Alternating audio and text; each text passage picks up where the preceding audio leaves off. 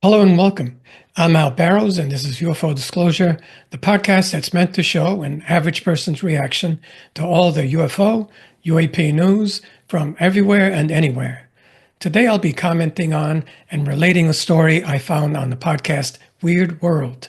It involves two Native Americans whose car was taken for a joyride by extraterrestrials.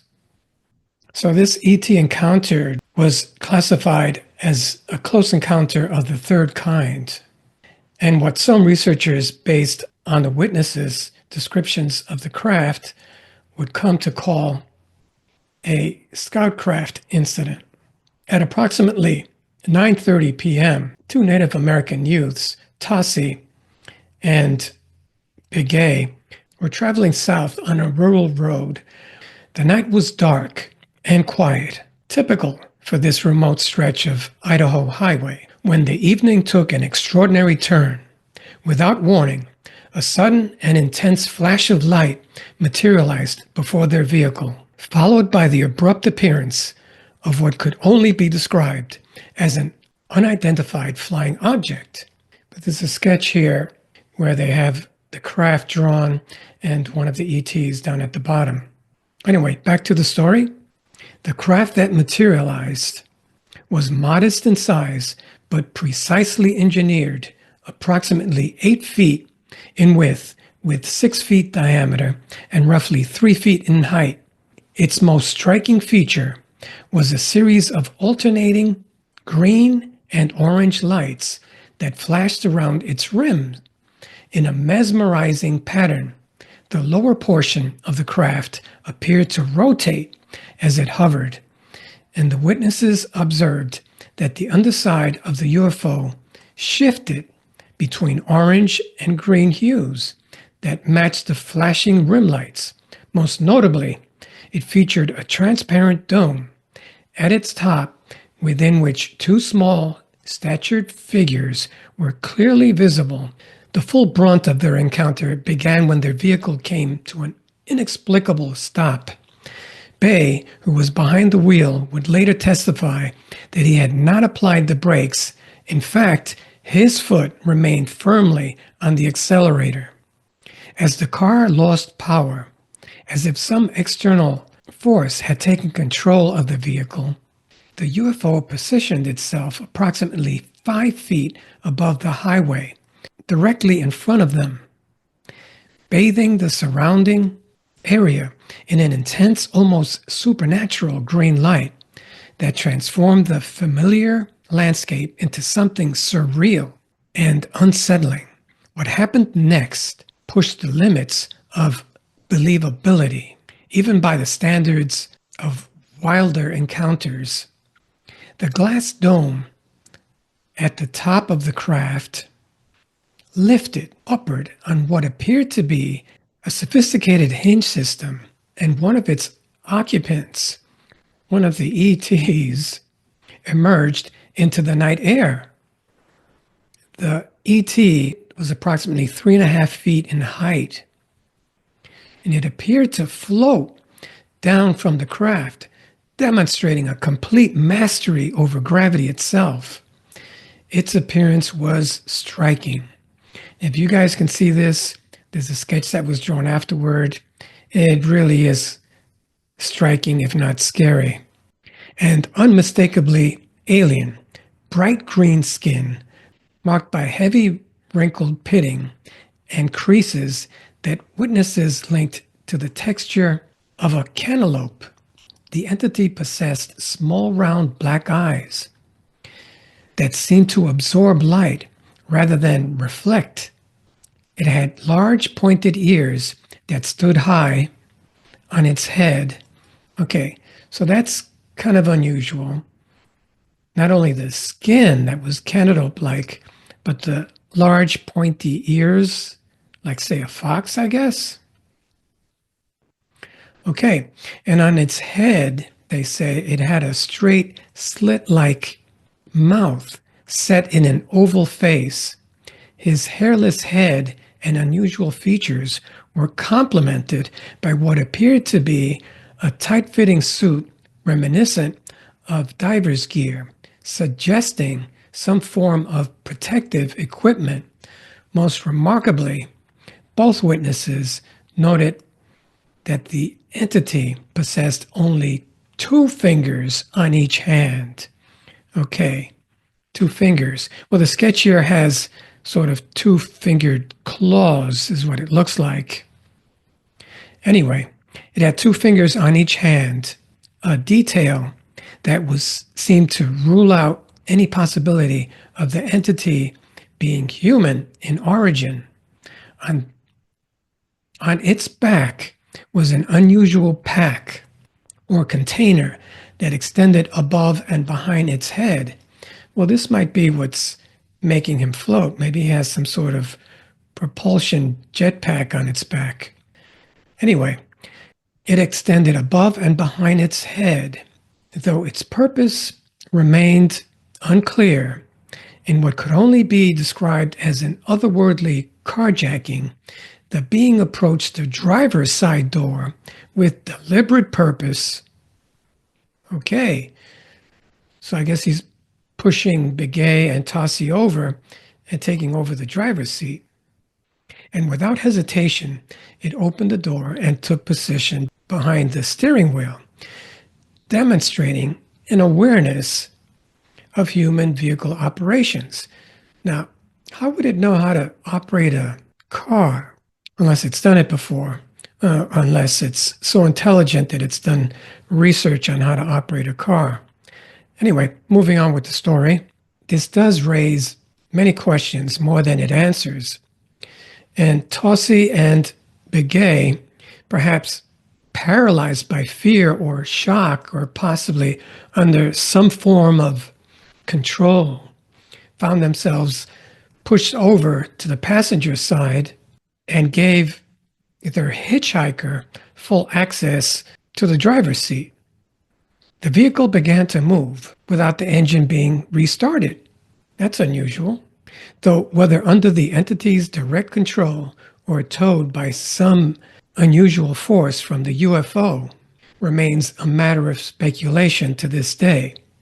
The craft maintained a consistent position several feet ahead of the car as it was driven into a nearby wheat field, making several jerky motions that witnesses attributed either to the being's inexperience with the human vehicle. So there were witnesses to this, folks. And I guess the extraterrestrial either didn't know how to drive the vehicle because it had jerky motions, or whoever was in the craft, whoever remained in the craft, was directing the vehicle from the spacecraft. Anyway, when the vehicle finally came to rest approximately 75 feet from the original position, Tossie made a decision that would split the witness's experience into 2 distinct narratives.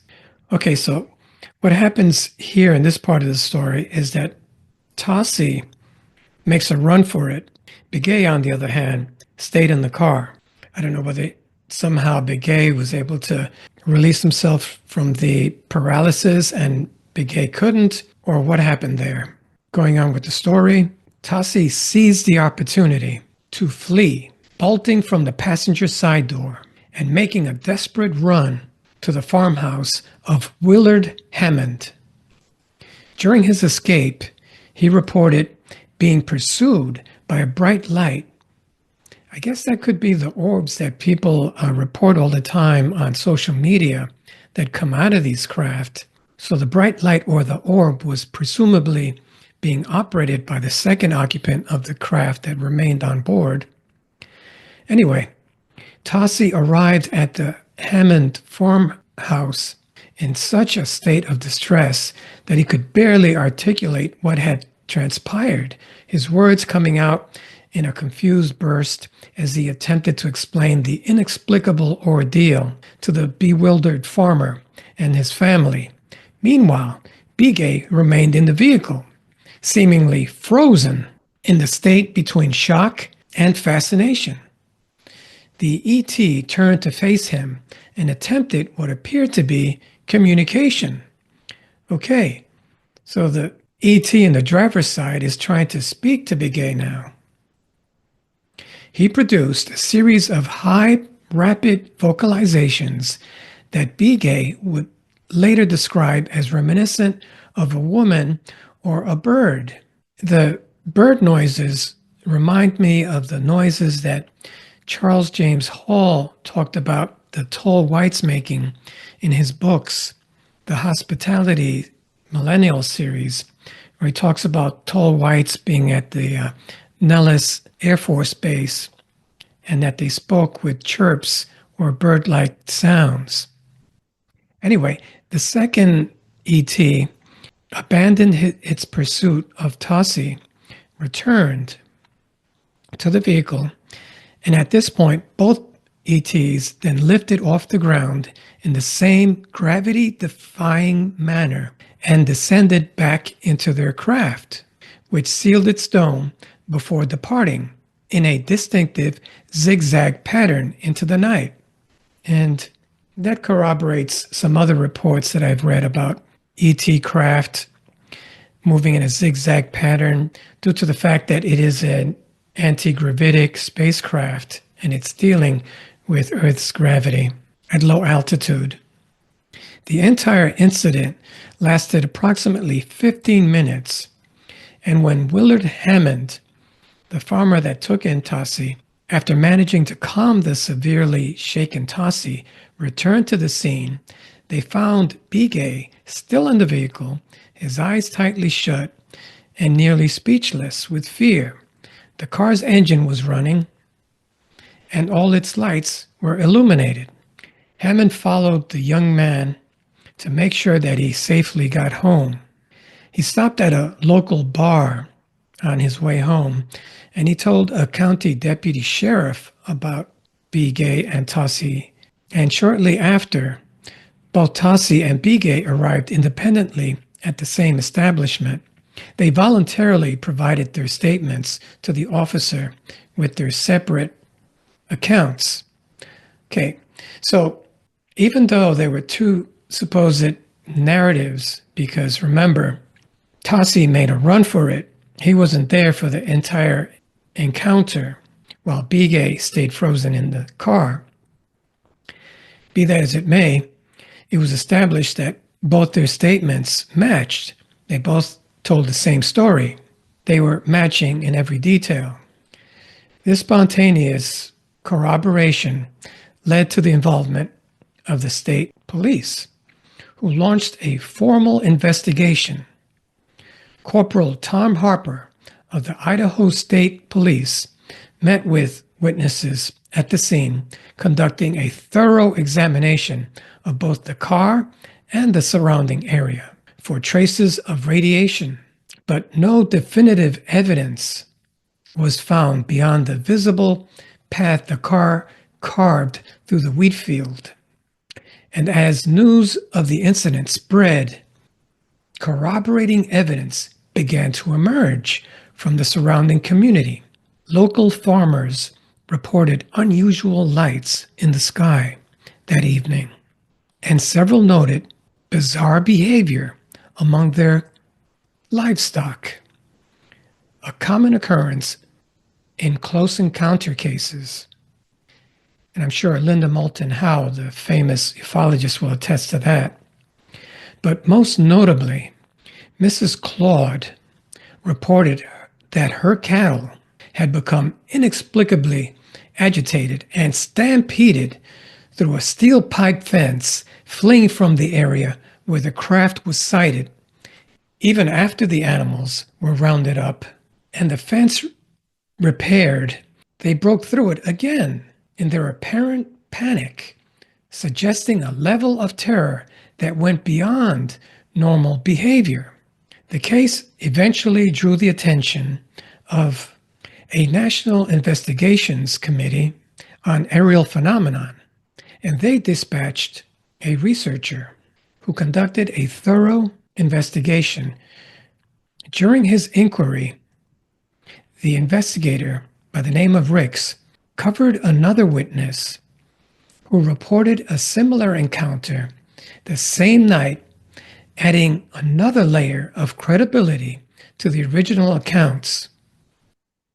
This individual who insisted on anonymity, described a craft of identical description landing before their vehicle with a small being approaching and tapping on their windshield.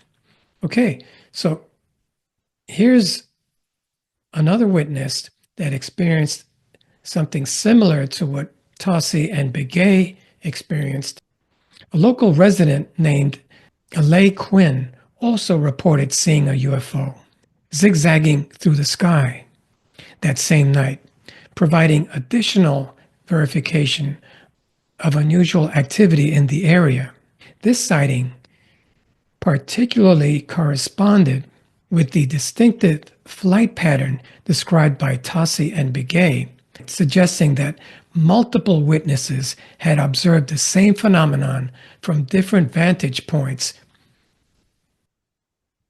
So I think this case has unique characteristics that set this UFO encounter apart. There was no medical exam involved, no real abduction. Was it just simple curiosity on the part of the ETs? Could they just be interested in human technology? It certainly is a different kind of ET encounter than is usually reported. What was the purpose of this encounter? There were no harmful actions on the part of the ETs. It was almost playfulness on their part. It was more like they went on a joyride. So this case would suggest to me that not all ET encounters have to be about scientific research. It could just be simple curiosity. Hope you guys enjoyed that. I thought it was kind of unique. My name is Al Barrows. This has been UFO Disclosure. Please remember to like, share, and subscribe. Thanks. Thanks for listening to my podcast.